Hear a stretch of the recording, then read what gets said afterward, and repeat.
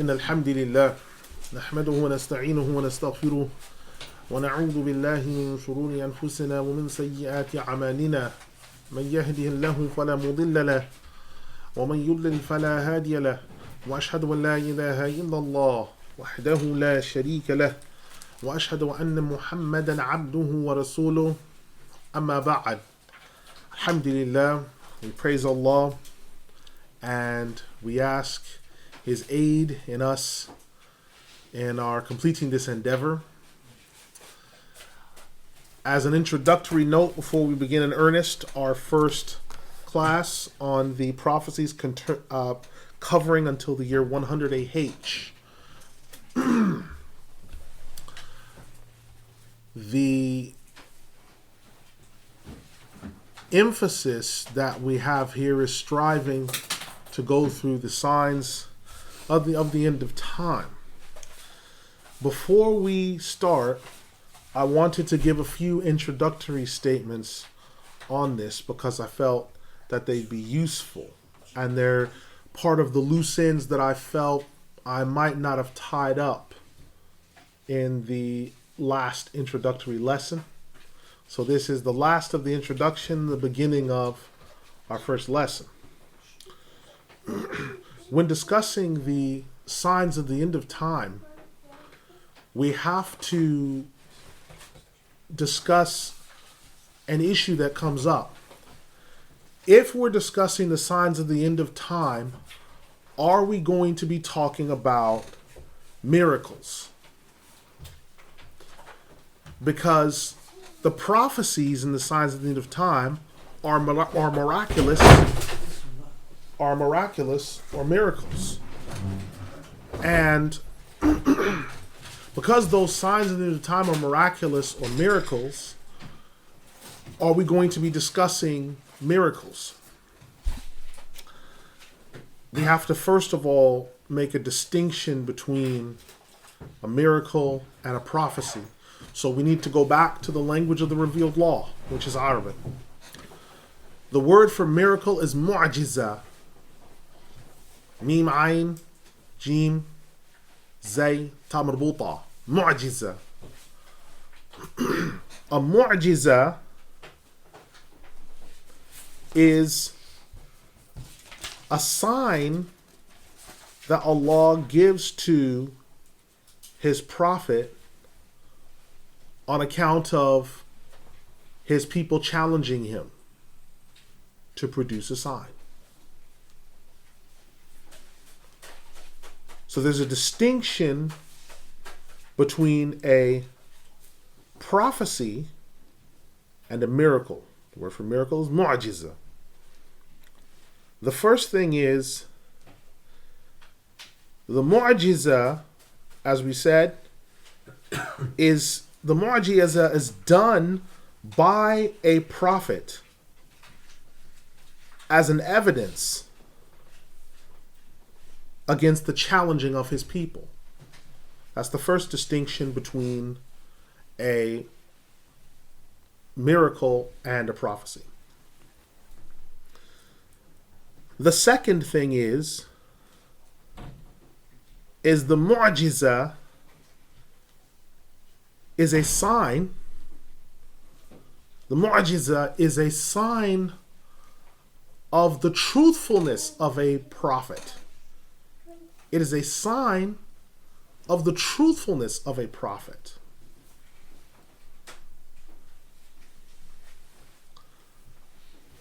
Not every prophet gave prophecies.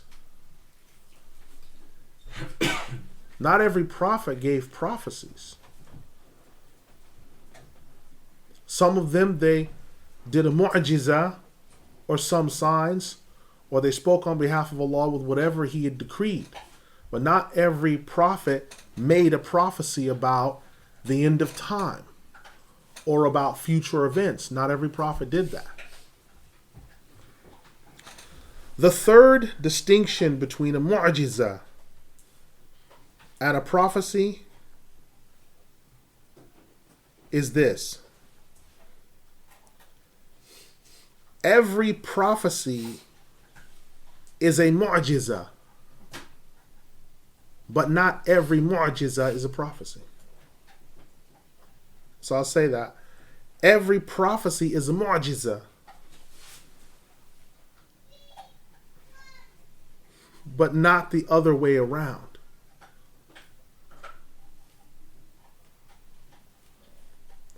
So, before we define prophecy, let's talk about this.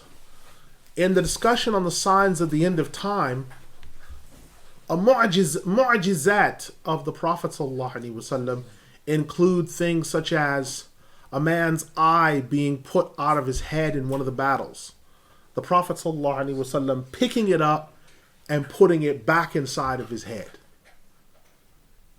A man being given a log of wood and told to make use of this when his sword broke in one of the battles, and he said, how shall I use it?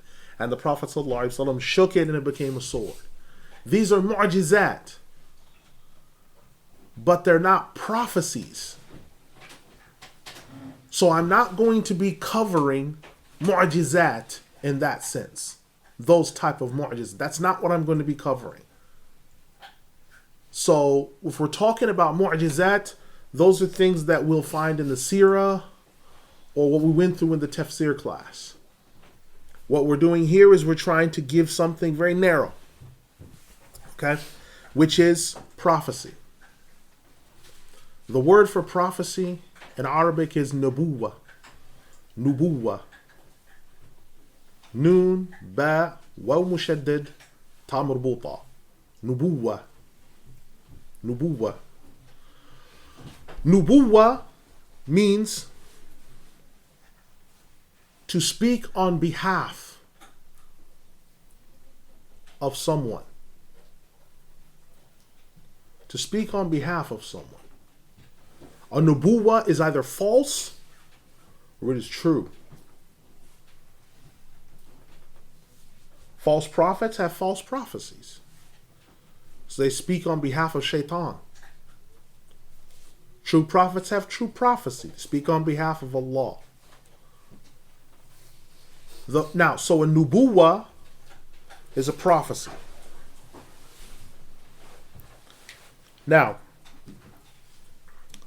a prophecy is to give information about an event in the past, present, or future. To give information about an event, past, present, or future, that cannot be known through human means. That cannot be known through human means. So when we talk about crop failures every year and things, you can obtain a farmer's almanac. Because farmers have watched the traversing of the seasons. So they know when it's fit for irrigation, when it's not. When there's higher pollen count. So how do they know that? Most of that they know from farmers. People that it's their job to work the land. That's not prophecy. That's tartib. That's following the chain of events and things. Prophecy is there's no human means of accessing this information. So, a question that may come up is, why are we covering these signs and not the ones before? So in this, the signs of the end of time, I will not be discussing prophecies that the Prophet Muhammad ﷺ made in his sunnah about past nations and how they're unearthing these things in archaeological digs. Prophetic things in the Quran about the Pharaoh and what happened to him in his body, those are prophecies. But we're not going to be covering that here. Because this is alamatu sa'a, signs of the end of time. So we're not going to be covering those particular things. They're miraculous, they're prophecies, but that's not what we're covering. Now, prophecies have many different types, and there are many signs. So we'll be looking to complete these. And what I mean by that is this. Sometimes the Prophet Muhammad sallallahu alaihi wasallam, he'll give a hadith, and the hadith will have 10 prophecies mentioned in it.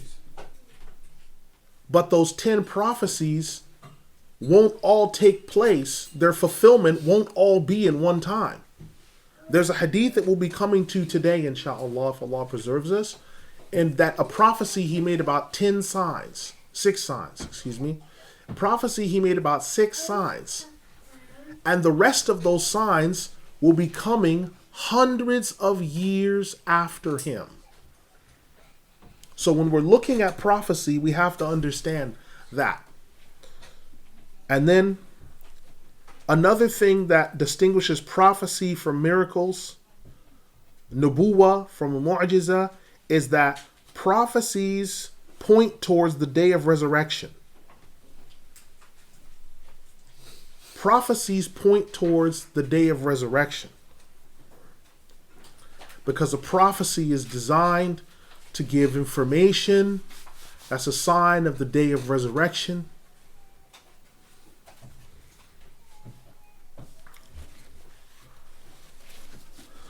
So, before closing out this short introduction, we then want to look at what is the ruling on prophecies. What is the ruling on prophecies? The first is, prophecies are certain knowledge. They're not dhanniya.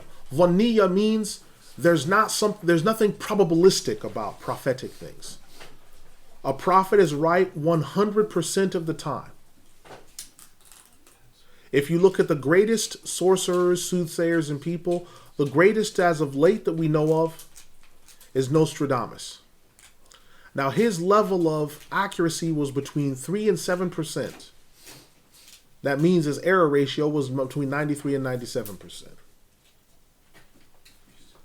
Gene Dixon, who's considered probably the greatest astrologer that ever lived in written history, had a ratio of 50%. Gene Dixon. She accurately predicted down to the day and the hour, with its minutes, the assassination of John F. Kennedy. But I want you to understand, she's 50% right, which means it's 50% wrong. But the prophecies that prophets give are ilmul yaqeen. They're certain. There's no probabilistic to them. Well, you may have this. No, this is definitely going to come to pass. Prophecies point towards the nearness of the hour. So when the Prophet Muhammad sallallahu alaihi wasallam, he said, "My coming and the hour are like this," and he put his index and middle finger together. The whole point of the signs of the end of time is to indicate to us the closeness of the hour, so that we understand this and that we prepare accordingly. Prophecies are a part of nubuwat, are a part of wahi. Wahi is the Arabic word for revelation. So nubuwat, prophecies are part of wahi. Wawha'ya, they're part of wahi. And wahi is the Quran and the Sunnah only. So someone cannot include among nubuwat, signs of the end of time, something that his Shaikh said, something that a group said, or something that an individual said. There was a time up until 2012 that people were saying every year, the Mahdi is going to be at Hajj this year. The Mahdi is going to be at Hajj this year. Right? Every time. And they would be led to be disappointed. Because the truth does not reside in them, because they speak presumptuously without the book and the Sunnah. So we're going to be looking at prophecies that have come from the book and the Sunnah. So the prophecies that we're looking at won't be based in the past. They'll be prophecies about everything in the Prophet ﷺ's life, everything in his life up until the end of time. So we're not going to deal with the prophecies he made where he mentioned past events that dumbfounded the Quraysh, where he said, yes, this happened this many years ago. Or when the Jews said, oh, the world is exactly almost 6,000 years old. The world's creation will only be 6,000 years. And then after that, because they've dated their calendar. You look at the Jewish people and dating their calendar, it's 57, I believe, right now. The Prophet ﷺ said that's wrong because of, and he mentioned a series of events that would have spanned greater than their calendar could have accommodated. Right? That's awesome stuff. But that's not what we're doing here. When we talk about signs of the end of time, it's where the Prophet ﷺ used language like the end will not come until. The hour will not come until. One of the signs of the hour is this type of language qualifies something. In the end of time, there shall be. There shall be shortly after me. You shall come to know. A time will come in which all of this language is signs of end of time language. So I wanted to make sure we had that introduction because I don't want to mislead anyone into thinking, well, what about this prophecy? Or what about we covered this in tafsir? Or what about this that was said? We are narrowing in on a specific utterances that the Prophet ﷺ made. And of those utterances, there are these 300 prophecies about the end of time. Now, we have prophecies covering until 100 AH. I've given these dates, I've tried to keep them rounded by century, but sometimes I might give a prophecy that might run over by 10 or 20 years in its fulfillment. It's not my fault. I didn't ordain when the fulfillment of these prophecies was. I've only given you these rounded dates just so that we're within a structure, because all the scholars that have ever discussed this matter have given us a structure. And whenever they've run over, they've understood that, okay, it's going to run over because there'll be things that will happen. But the point of these prophecies is to give a semblance of structure and order. So, we start with the first prophecy. The date that this prophecy was given was 3 years before Hijrah. 3 years before Hijrah. And this prophecy is the night journey. The night journey. The night journey was fulfilled in 3 years before Hijrah. So it was completed the same year it was given. Now, the prophetic aspects about this are when the Prophet Muhammad ﷺ returned from the night journey. The unbelievers of Quraysh asked him, well, you've come back with this information. What is your proof that you've been on this journey? And so he gave evidences of this. One of them was the sign and evidence of what I said is that during the night I passed a man riding a camel in the valley, and one camel got away from them and was lost. So I guided them by my voice to their camel, and I was facing the direction of Sham. Then proceeded until I was at Dajnan, where I passed by the camel of a certain man. I found the people sleeping, and they had a water skin with water inside of it, and they had covered it. So I lifted the cover and drank the water inside of it, and then covered it back as it had been previously. Other than that, I would say that you can go and ask them now, as they are now coming near to Mecca from Al-Bayda. They are at Thaniyatul Tan'im, with a gray camel leading the way, bearing 2 large sacks. One sack is black, while the other is sandy brown. So the sign of the Prophet ﷺ given, how this is connected to the end of time, is because him seeing Allah and being sent back with the information of the 5 salawat. Some of the other prophecies he was given were given on the night journey, and some of these will come up later. So he tells them, you'll find these things. When the people heard that, they went out to see, and once at Athaniya, the first thing that they saw was the gray camel leading the caravan mentioned just as described. Now you need to understand, a gray camel is between 1 and 500 camels are gray. That's the ratio of the birth of gray camels. That's the ratio. So we're talking statistically, there's no way that that could happen as a coincidence. Because some people say, well, couldn't the Prophet Muhammad sallallahu alaihi wasallam, well, why can't he be psychic, or why can't he be ratio? Or no, it's not a ratio.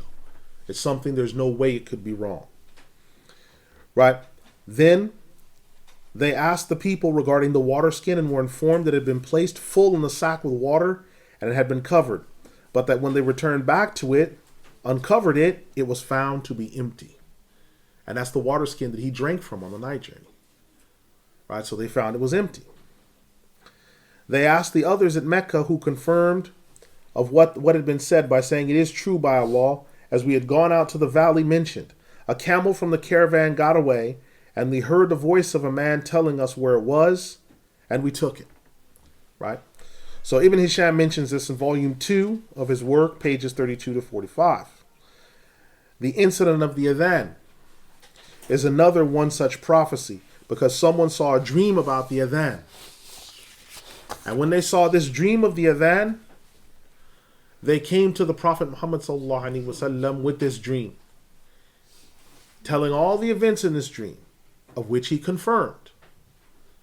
And when he confirmed those events, then he told Bilal to stand up and have Abdullah ibn Zayd, who had this dream, teach him the Adhan.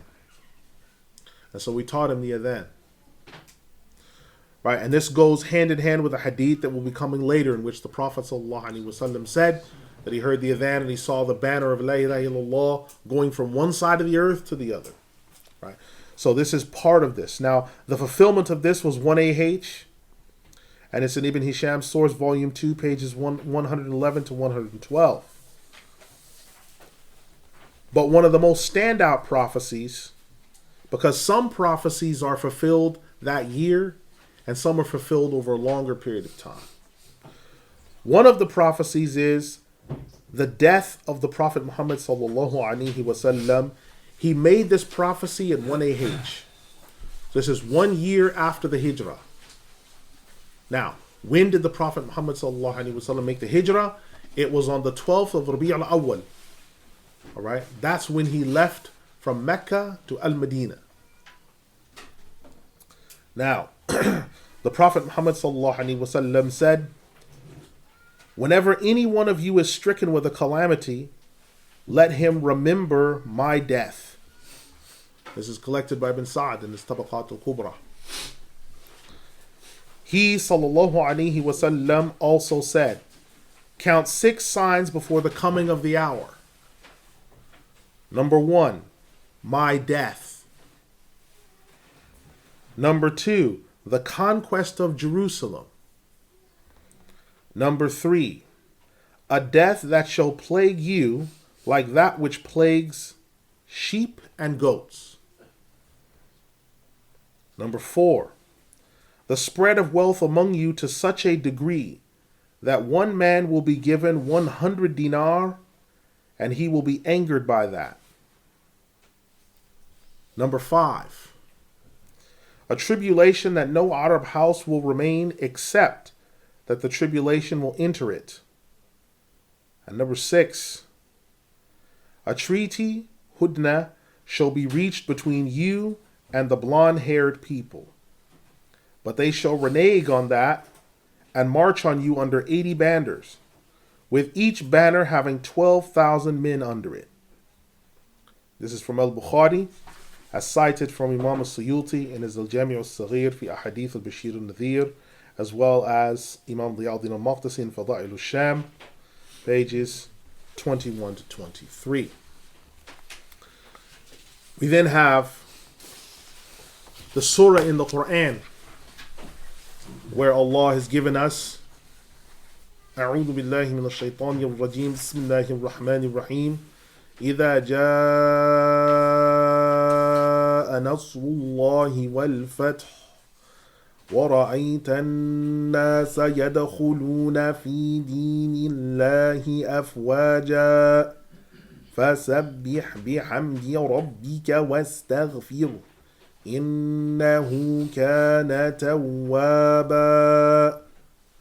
When the help of Allah comes, and also the conquest, and you see the people entering into the religion of Allah in crowds.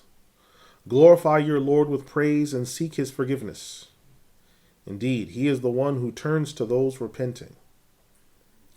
Umar ibn al-Khattab radiallahu anhu asked Ibn Abbas radiallahu anhu the meaning of this ayah, to which he responded, it refers to the fact that the life of the Prophet Muhammad sallallahu alaihi wasallam is coming to an end. This is collected by Imam Bukhari in his Al-Jami' al-Sahih, cited by Ibn Hisham, volume 4, pages 18 to 224. The fulfillment of this prophecy was made around 1 AH, and it was mentioned several other times. But the fulfillment of this prophecy was the 12th of Rabi' al-Awwal, 11 AH. So a full 10 years would elapse before the fulfillment of this prophecy. Now understand, the hadith that is here, when he says count 6 signs, signs 1 and 2 occur within this first 100 years. But the remaining 4 signs are not going to come to pass until later. We should get used to reading a hadith like this, where some parts of the hadith come to pass at one juncture, and then some parts of the hadith come to pass at another juncture. There will be some times where you will get one hadith, and that hadith will all come to pass in one instant at one time. And then you will get a hadith where the beginning of it comes to pass and the end comes several hundred years later. Then you will get some ahadith like this, where 2 parts of it come to pass and then the rest of it comes at different times. So this hadith, it will come up. I'm going to quote it several times throughout these lessons because different parts of it are coming to pass. So don't think that it's a typo or that I've somehow continued to recite the same hadith without giving a reasoning for it. When you see this happening, it's because the same hadith will have additional information inside of it. Now, if you understand the death of the Prophet Muhammad sallallahu alaihi wasallam, because why? This ends prophecy. There are no more prophets to come. It is finished. Imam al-Suyuti rahimahullah has a whole section as Al-Hawi fil Fatawa on this particular matter, where the angel Jibreel alayhi salam in a hadith that's mawquf says he comes to the Prophet Muhammad sallallahu alaihi wasallam saying, "Ask of me what you will, for this shall be the last time that I descend in this capacity again." Meaning that this is the last time the angel Jibreel alayhi salam will come into earth to interface with a prophet. That's the last time this is happening. Because the angel Jibreel alayhi salam, he dispenses Allah's judgments regarding punishments against nations. And he also brings books. This is the last time he's bringing books. This is the last time this is going to happen. You also have to keep in mind, at the farewell pilgrimage, the Prophet ﷺ, he made 3 quotes. He said, "No new prophet will come after me, no new messenger shall come, and no new religion will be born." Understand this. It's right in the middle of that. If you look, it's posted up. Some people have the farewell pilgrimage, the speech, on their refrigerator. Go to that part and underline it. Of all the things he could have said, why would he say no new religion will be born? Well, because there's things that are going to happen after his death. When he said, "You'll see much differing after me. You'll see ikhtilafan kathira. You'll see much differing after me." Right. So this is all significant. And in this surah, إِذَا جَاءَ, which is the 110th surah in the Quran, Surah Al-Nasr, when there comes the help of Allah and the conquest, The conquest, by the consensus of all scholars of commentary, is being referred to is the conquest of Mecca, which is a prophecy we'll be covering later on. This is the conquest of Mecca. There's several places in the Quran where this has been promised. So when you see that's coming, now some prophecies trigger other prophecies. So Allah says, when this happens, and when you see people entering into Islam in crowds, so that's triggering another prophecy. This prophecy of the conquest of Mecca triggered the prophecy of people entering into Islam in crowds. Triggered that. Then glorify your Lord with praise, seek his forgiveness. Indeed, he is the one who turns to those repenting. Umar al-Khattab asks Ibn Abbas about this, and he says it means his life is coming to an end. Now, within this same hadith, we have the second statement, the conquest of Jerusalem. Again, this prophecy was made to A-H. Prophecy was made to A-H. Imam Muhammad Abdul Rasul al-Barzanji, he died 1013 Hijri, citing Al-Baladhuri, As-Suyuti, Al-Muttalibi, Al-Tabari, and others, he makes the following statement. There have been 2 conquests of Jerusalem that have occurred. The first was that which was conducted by Umar al-Faruq, who was also Ibn al-Khattab. The second was the era of the Kurd ascendancy under Salahuddin ibn Yusuf ibn Ayyub. This is the famous Salahuddin, right? This first one happened 20 AH. So Umar al-Khattab radiallahu anhu, the first conquest, because I've got it listed here, the fulfillment was the year 20 AH. That's when this was fulfilled. So the prophecy was made 2 AH. The fulfillment was 18 years later. The second prophecy, the next time this would happen, would be on Salahuddin Ayyubi. So this prophecy of the conquest of Jerusalem, this has come to pass within this first 100 years at this time. The rest of what's in this hadith, as I said, it's going to come up later. The last portion of this hadith, the third aspect of this hadith, will be coming up a full 11 centuries later. The spreading of wealth, that will be coming up later. Tribulation that no Arab house will escape. That's later. A treaty that shall be reached, the Hudna, that's much later. That's much later. These are coming later.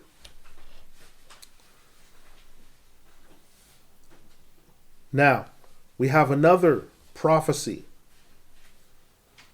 This prophecy is the conquest of Al-Madain. It's just under the conquest of Jerusalem. The conquest of Al-Madain. The prophecy was made to A-H. The Prophet Muhammad sallallahu alaihi wasallam, he said, the hour shall not be established until the white palace located in Al-Madain is conquered. And the hour shall not be established until the woman of childbearing age travels from the Hijaz to Iraq safely, without any fear upon her. This is collected by Imams Muslim and Al-Bukhari in their Al-Jami' al-Sahih collections. Now, we have a statement here from the companion on the next page, Adi ibn Hatim, the companion. He says, both of these things have happened. Both of these things have happened. I witnessed them both occur in the time of Umar ibn al-Khattab radiyallahu anhu. He witnessed both of them happen. Now, Al-Madain, the palace there, and Madain being conquered, this had to do with the end of the Byzantine and the end of the Persian and Byzantine empires, because these empires maintained fortresses. That fortress being conquered means the end of the old order of things. the end of all of that. And when that finishes, when that order finishes, what order is coming in? Well, it's coming in is the Muslims that are Arabs, they're coming in. We're not having wars like we used to. We're not having armies like we used to. We're not having fortresses setting up. The first few generations, they didn't establish fortresses and jails. This is another thing. These old empires, the Byzantine and the Persian, they had jails and prisons. The early Muslims that came, they didn't have prisons and jails. So Madain is a fortress to keep people in or keep them out. They didn't have any of these things. And the women of childbearing age traveling from the Hijaz to Iraq safely without any fear. Why? What used to happen? Well, there were brigands on the way. Women of childbearing age would get raped. So when the Muslims take over from Hijaz to Iraq, they now not only take over the trade routes, but they impose a level of order. So it's the end of that era. The end of highway bandits, brigands, robbers, hired rapists. It brings an end to this. It's finished. So this is why Adi ibn Hatim is a convert from Christianity into Islam. He becomes a companion. He is the famous companion who the Prophet ﷺ, after he'd become Muslim, he said, "What is that idolatrous symbol I see around your neck?" And he said, "What? This." And he had a necklace with a cross on it. And he says, "Yes, remove that idolatrous symbol from around your neck." So he'd become Muslim, but he still didn't know about these symbols yet. So he removed it.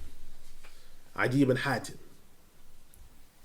A lot of our knowledge about comparative religion between Muslims, Jews, and Christians, we get a lot of it from him because he would ask questions to the Prophet ﷺ. What about this? What about that? We have the Khilafah to come after him. The Prophet ﷺ made a prophecy that the Khilafah will be after him and it will be 30 years. We've already seen that he died, so there's no more prophets. So then what comes after him? He made a prophecy in 2AH, way before he died, that there will be a Khilafah after him and that it will be 30 years. That it will be 30 years. The Messenger of Allah ﷺ, he said, "You must follow my sunnah and the sunnah of the rightly guided successors after me. Hold on to it stubbornly, but beware of the newly invented matters. For every newly invented matter is an innovation, and every innovation is an astraness." Now, this is from Imam Muslim's collection, but I've also given you the citation from Imam Ahmed in his Musnad. He, Sallallaahu Alaihi Wasallam, also said, "The Khilafah after me is 30 years." Imam Ibn al-Imad al-Akri, he remarked, "This entails the fact that the Khilafah was given to Abu Bakr as-Siddiq, then he bequeathed it to Umar ibn al-Khattab. He in turn was succeeded by Uthman ibn Affan, who was then succeeded by Ali ibn Abi Talib." Now, this quote has come from him in volume 5, pages 172 to 185 of his text. Understand, 30 years is an actual number. It's not like it will be close to this period of time. The Prophet ﷺ, he dies in 11 AH. Right? He dies 11 AH. We just established that. That was prophesied. Abu Bakr is Khalifa for 2 years. That's 13 AH. Umar becomes the Khalifa for 10 years. That's 23 AH. Uthman radiallahu anh is Khalifa for 12 years. That's 25. Ali ibn Abi Talib radiallahu anh is Khalifa for 5 years and 6 months. Then the rest of it is filled in by the 6 months of Al-Hasan, which is considered the continuation of his Khilafah, which puts us squarely at 41 AH, which is the fulfillment of exactly 30 years of the original Khilafah. He said, because the Khilafah after me, and another hadith is Khilafatul Nubuwah, the Khilafah, the prophetic Khilafah, is 30 years, meaning what he had in mind is 30 years. So when you add all these people up, that's exactly what you get. It's 30 years.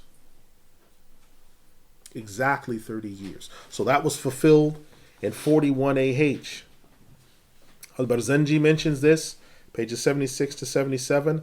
Al-Baladhuri, part 3, pages 350 to 367. Ibn al-Imad, as we said, volume 5, pages 172 to 185. Now, the Prophet ﷺ said that the Khilafah after him, that prophetic Khilafah, is 30 years, but then he said there'll be 12 Khalifas.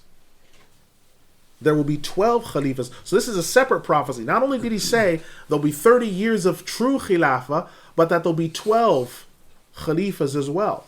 So these will be people that don't fit within the exact paradigm.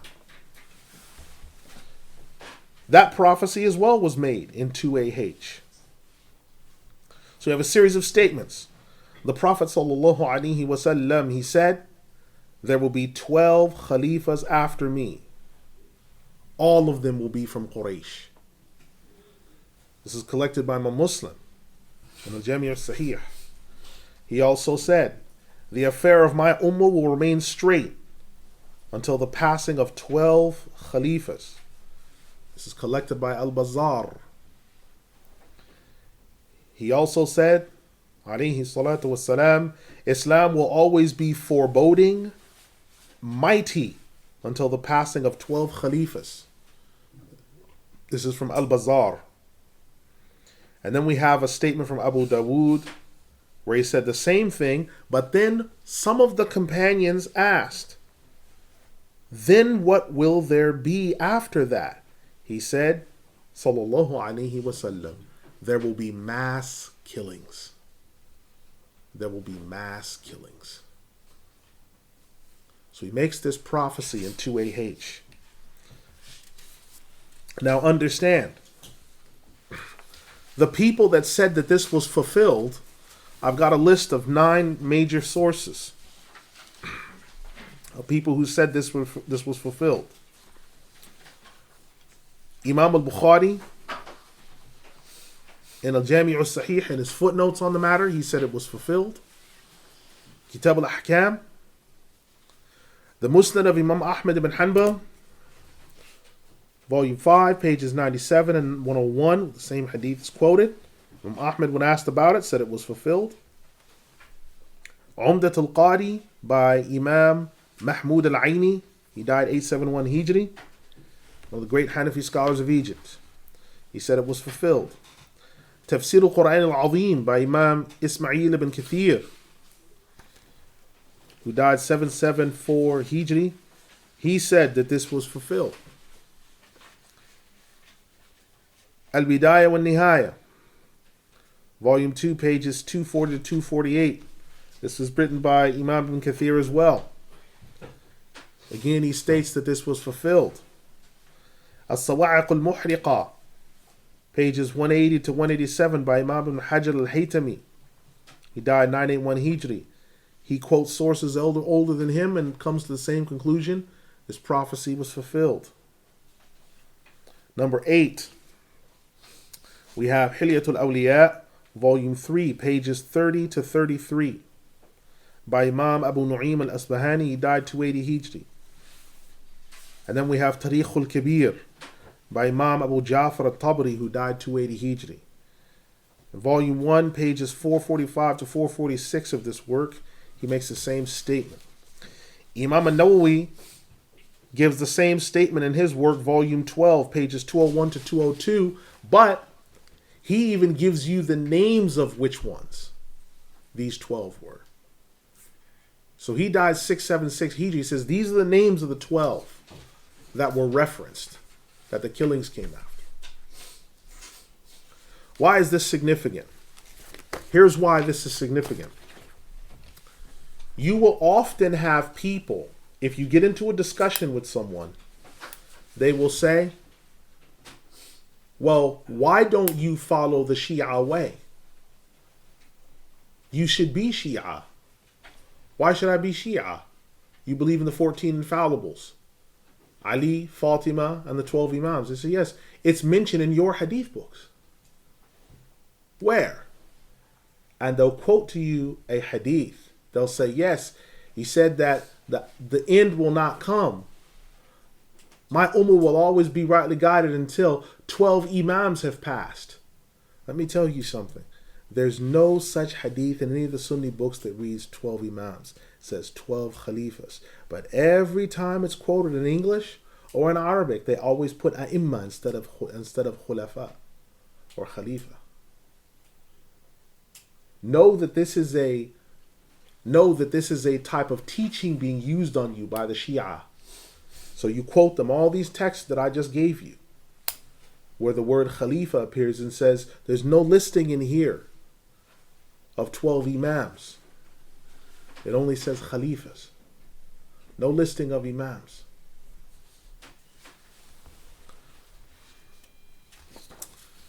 Now, the 12 Khalifas prophesied are, which this list is, as I said, is given by Imam an-Nawawi. Muawiyah ibn Abi Sufyan, he reigned from 41 to 60 AH. Yazid ibn Muawiyah, he reigned from 60 to 64 AH. Understand it's during his reign that Al-Hussein was martyred, along with thousands of the household of the Prophet ﷺ. Understand that. Number 3, Muawiyah ibn Yazid, known as Muawiyah II. He reigned from 64 to 67 AH. And then there was an argument between him and Abdullah ibn Zubayr, who was the actual legitimate one. He lived from 67 to 86. That was his time. Now, Abdullah ibn Zubayr was the first Muslim to be born in Al-Madinah. He is the son of Az-Zubayr ibn al-Awwam, one of the 10 promised paradise. He's the son of Az-Zubayr ibn al-Awwam and Asma bint Abi Bakr. He's the son of both. He's the first Muslim born there. He was killed in Mecca, and the Kaaba was shelled by the ruling leaders of that time, and the curtains were burned in order to get to him. He was actually doing renovations on the Kaaba at the time because the walls had become dilapidated. So in his time, the entire Kaaba's walls had been knocked down to the foundation.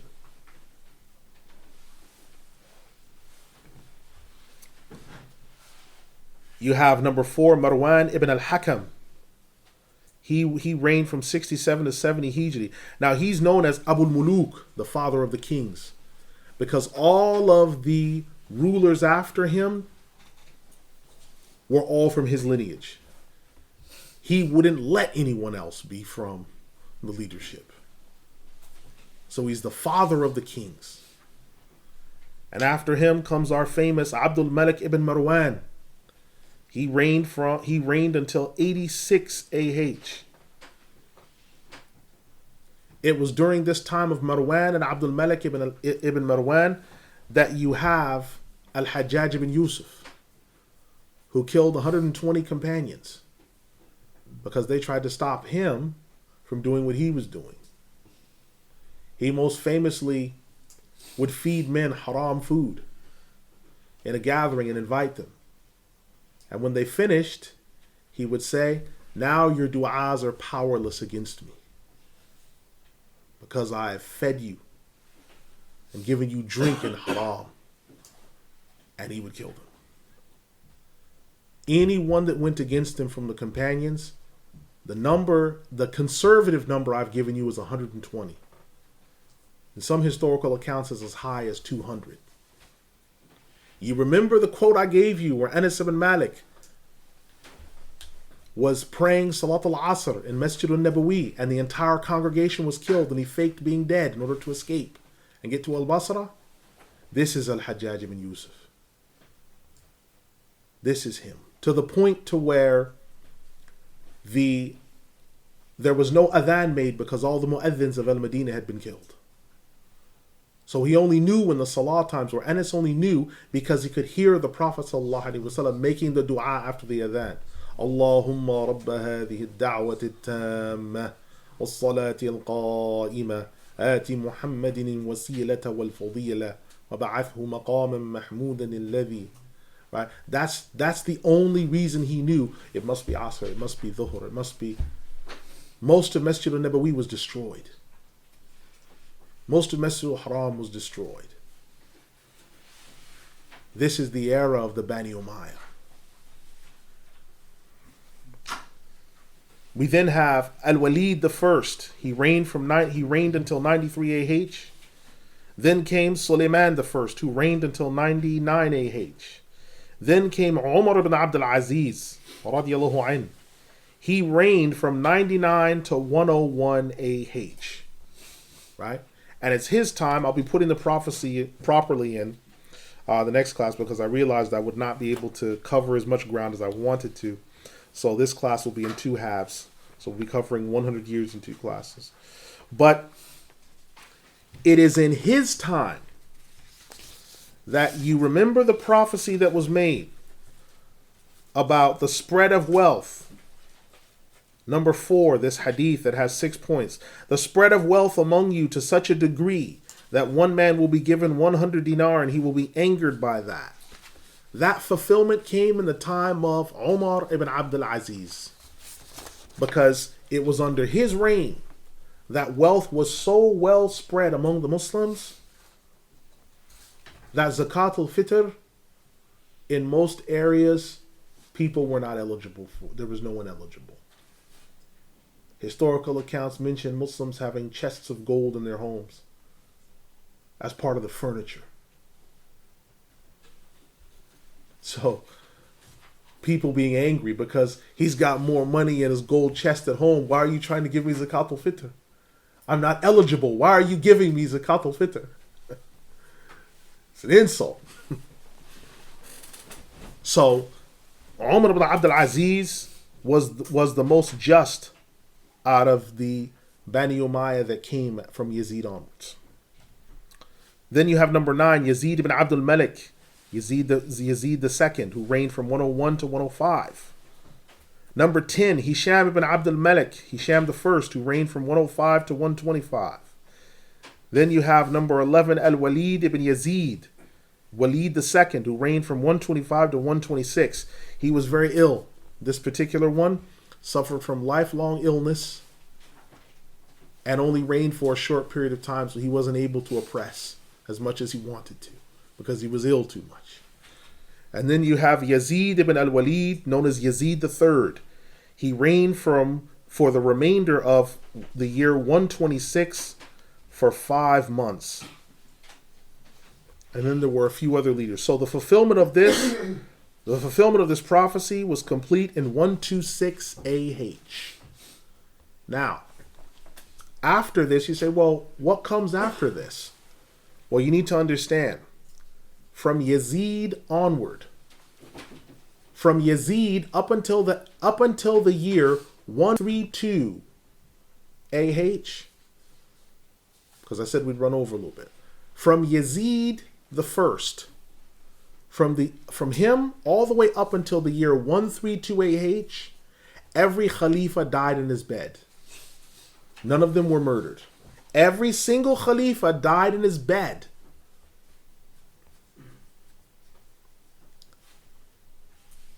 Now, the things I've told you about Al-Hajjaj ibn Yusuf and the other horrible things that have happened, you're thinking, well, the Prophet ﷺ said there's going to be mass killing after them. They were doing mass killing. No, it was going to get worse. In the year 132 AH, we have a very seminal moment happening in our history. The Bani Umayyah were overthrown by the Abbasid. They were overthrown by the Abbasid. The particular man who overthrew them was a man by the name of Abdullah al-Abbasi. He's a direct descendant of Ibn Abbas. Remember, these people are all related to the Prophet ﷺ. The Bani Umayyah were Quraysh. Right? So he said the 12 Khalifas are from Quraysh. They're all from his family. They're all Ahlul Bayt. That's why I keep telling people, don't get too hung up on that. Because all the people that did these things are all Ahlul Bayt. So they're all Quraysh. The Abbasid rulership comes in. They overthrow the Bani Umayyah. Abdullah al-Abbasi is known for, and he was proud of this, his name, As-Safah, the bloodshedder. Or to more accurately put in English, the massacre man. The one who massacres. This is the title he took for. You can take any laqab you want to. Taqiyuddin, Jamaluddin, Zainuddin. You take any one, Shams al-Haq, Atiq al-Rahman. You could take any type of laqab, any noble title you want to. But he chose to take As-Safah, the bloodshedder. Now, the Abbasids did something rather smart. Because they are Ahlul Bayt and they know that everyone loves Ahlul Bayt, they gathered all the cults and the dregs and the filth of the earth together and said, let's get rid of the Bani Umayyah. And they thought, well, they must be telling the truth because they're Ahlul Bayt. They gathered together all the cults to fill their armies. And then the moment they took over, they were told words pretty much to the effect of, gentlemen, your services are no longer required. And they received their pink slips. But instead of getting a slip, they lost their heads. With the overthrow of the Bani Umayyah, that is also the last time that you would have one Khalifa over all the Muslims. Because what happens? Abdul Rahman al-Dakhil escapes because the command was given by As-Safah. Anyone from Bani Umayyah, from the ruling family, kill him. The men, the women, their children, and their infants. Kill them all. This is the mass killing that the Rasul Sallallaahu Alaihi Wasallam is doing. This mass killing. Abdul Rahman al-Dakhil escapes to Spain, which at that time is Andalus. And they set up the structure there. They continue the Khilafah system that they had in Damascus. Bani al-Abbas, they shift the Khilafah structure from Damascus to Baghdad. They move it there. So now they move the administration. Because Muawiyah becomes the Khalifa, the administration is in Damascus. Right? Yazid comes in, and I'll make a brief note here. They say, well, Muawiyah, he allowed Yazid to come in because he appointed Yazid after him. No. He appointed Yazid as part of a transitional government. Because every Khalifa, remember, Abu Bakr was poisoned. Omar was attacked in Salatul Fajr and martyred. Uthman was killed in his house. Ali was killed walking into the masjid. Al-Hassan was poisoned. Al-Hassan was poisoned. So Muawiyah, seeing this, out of all these khulafa, 5 of them, Muawiyah is going to be the only one that dies in his bed. And there was an assassination attempt on his life. He was stabbed in the chest. And the assailant, he said to him, you missed, my heart's here. And he attacked that man and killed him. So Muawiyah radiallahu anhu, he decided to create a transitional government, a council.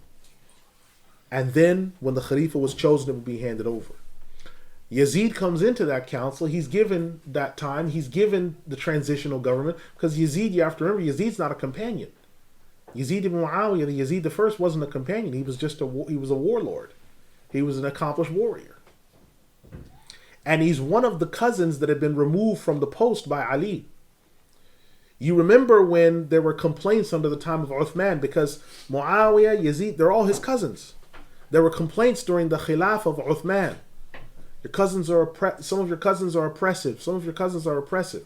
Ali radiallahu anhu comes to power and he removes all of the posts that Muawiyah had set as governors for other nations and provinces. This enraged all of them because some of them were just. But Ali said, we're going to investigate everyone. Yazid was one of these removed because he was known for his brutality. So Yazid becomes part of this transitional government. When it's decided who the Khalifa is going to be, he refuses to give up. So he stays in. And this is the events of Karbala and everything else unfolding. But even under Yazid with his wickedness, it was one Khalifa, one man or one governor over the Muslims' affairs. With the Ban al-Abbas, you now have Baghdad and Ishbiliya. You have two separate Khilafah systems running side by side. We know the statement of the Prophet ﷺ. We know his statement in the Sahih of Muslim, when there's two Khalifas, kill the second one. When there's two of them, kill the second one. So this is why these events are so significant and so important. This is why Baladhuri and all the others quote these events. We have Baladhuri, Barzanji, and Nawawi quote all these events. Now, we have another prophecy. This prophecy preceded the wars of the camel, Harra, and the murders of Uthman and Al-Hussein. It was narrated from Usama that the Prophet ﷺ rose up towards the castles and fortresses of Al-Madinah and then said while facing them, "Do you see what I see? Indeed, I see the tribulations coming in succession, one after the other, just like the drops of rain that fall." This is collected by Imam Muslim. Imam Nawawi, rahimahullah, he says, the fulfillment of this was found in the wars of the camel, Harra, as well as the assassinations of Uthman and Al-Hussein radiyallahu anhuma.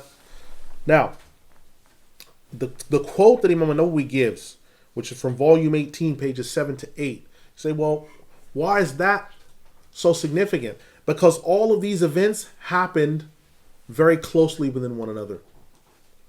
So the khilal, because the mentioning in the hadith is the word khilal or khalal. Whenever there's the mentioning of that word, it usually means between 3 and 10. And these events all happened within a very short period of time between them. So you have the Khawarij attacking the camps of Ali and Aisha radiallahu anhuma, and them thinking that Aisha thinking Ali's attacked me and Ali thinking Aisha's attacked me. So it leads to the Battle of the Camel. Right? This caused the death of thousands of companions die, each one trying to defend the rights of the other leader. Thousands of companions die. This is where Az-Zubayr ibn al-Awwam was killed. Talha ibn Ubaydullah was killed. Right? That's why there's an area in Al-Basra in Iraq called Az-Zubayr, because that's the spot where the first few drops of Az-Zubayr ibn al-Awwam's blood is. These are people, the 10 promised paradise, many of them perished in that battle. Az-Zubayr ibn al-Awwam is one of the 10. Talha ibn Ubaydullah is one of the 10. They perished in that. Then coming was Al-Harra, which was other tribulations, and the murders of Uthman and Al-Hussein, which were not that far apart from each other. Because you have Ali, Hassan, and then Al-Hussein. So their deaths were like the droplets of rain falling quickly in succession. So if you ever remember when it first starts to rain, there's that one drop you feel, then two, and then there's that succession and it begins, and that is what he's referring to. Is it starts with those few droplets. and then the fitan begins. These events occurred, even if you look at the fulfillment, was between 35 to 37 AH. Look at the nearness of these events. They're very, very close together. Extremely close together. Right? So what we've covered today deals with the first, I'd say, half of events up to 100 AH. Like I said, with the fulfillment of some of these prophecies, will sometimes run over a little bit because the prophecies coming after 100 AH. But I'm using these dates, just like the ulama have, as just a benchmark for an organizing purpose, so that you're organized, so that you can say, okay, these events are covered within this area, right? So inshallah, what we'll be seeking to do next week was finishing off 100 or a little bit over 100 AH. So we'll get to the martyrdoms of Abu Bakr, Umar, Uthman, Ali. We're going to be getting to certain other events that are connected this time, the wars of Harra, the Battle of the Camel, some of these other things, because all these things were prophecy, but sometimes one prophecy will sum up several other things. So you'll have individual prophecies about a thing, and then you'll have a whole bunch of prophecies on their own, or you'll have a whole bunch of prophecies under one umbrella, where they're all mentioned all at once, and then you'll have individual prophecies mentioned, right? So we hope, inshallah, that next week that the traffic will be reasonable and useful, so it won't be so hard on us, inshallah. So I close and I say, أقول قولي هذا استغفر الله لي ولكم أستغفر الله إن الله غفور رحيم الحميد الرحيمين ولا إله إلا الله. Now, so I'd like to start from the prophecies from up until 100 AH. So please do not ask, well, what about in 1300? Because we will come to that, but I don't want to go too far because we'll be creating durus within durus, and I don't want to risk that. Yes? Where can I find it fruitful when it says, was it Anas bin Malik hearing the dua after the adhan? Yes, the Anas bin Malik hearing the dua after the adhan, that is mentioned in Tabaqat al-Kubra by Ibn Sa'ad. Tabaqat al-Kubra by Ibn Sa'ad. So I can have the page in the volume. Tabaqat al-Kubra. Tabaqat al-Kubra. I should have the page in volume for you next week, inshallah. Pages. Anas ibn Malik in the adhan. Yeah, I thought someone might ask that. Malik wal adhan. Okay. Alrighty. Any other questions? Yes. Do you know the reference where the surah إذا جاء نصر الله والفتح and then Umar radiallahu anhu asking the question, was that within that 11-year time period or was it years after? Okay, so the question is regarding the statement of the إذا جاء the Surah Al-Nasr, 110th surah, over Umar ibn al-Khattab asking Ibn Abbas radiallahu anhu, was this within that time period or was it some time after that he was asking? Alhamdulillah wa salatu wa salam ala rasulillah. Now the answer to that question I do not know. I will look that up so I can bring that back to you. So when was the statement? So I will bring that back to you, inshallah. So I'll have a definite statement on that, so that way I can say for sure. Yes. Just to build on that, and who was in second Hijri? Were any companions present who knew that this surah refers specifically to the death of the Prophet peace be upon him?